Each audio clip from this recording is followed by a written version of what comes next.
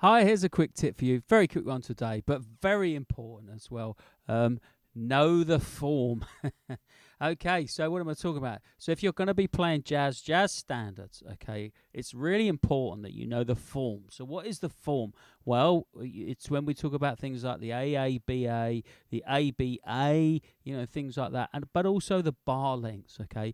So if you're playing a lot of tunes are 12-bar blues. We know what a 12-bar blues is, but you can get a 16-bar blues, okay? So you've got to know how many bars there are. A 32-bar song form, standard song form, 32 bars, AABA, 8 on each section. But not all tunes are like that. If you're going to play Alone Together, it's got 14 bars on the first two A's. You got to know that, okay? Because otherwise it's going to be a real mess, particularly when you come to playing fours. So trading fours on your solos when you're playing jazz, very common, trading fours. So, you go around the band, everybody takes a solo, the drums does a solo, and you're kind of alternate with the other musicians. That can go...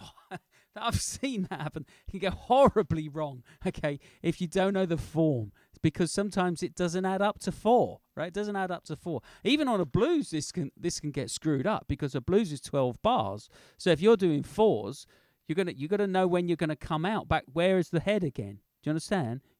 Maybe you could do 4 and then 8 and things like that, but don't be afraid to ask. That's the thing. Don't be afraid to chat to people. Don't be afraid to ask before you launch into it. Little Sunflower, classic rhythm, a jam session tune, often completely screwed up. It's the form of Little Sunflowers, AABBAA. So often people don't play that second B, and then it all gets out of sync, and everything's a dog's dinner, all the things you are. There's a tag. There's an extra 4 bars on the last A section, AABA, but there's an extra a bit on the end. So again, if I Got Rhythm, like that's a classic because it has a tag on the melody, on the tune, but very often when they play the solos, they don't play the tag. So you're looking at a 34-bar head on the melody, but a 32-bar solo sequence.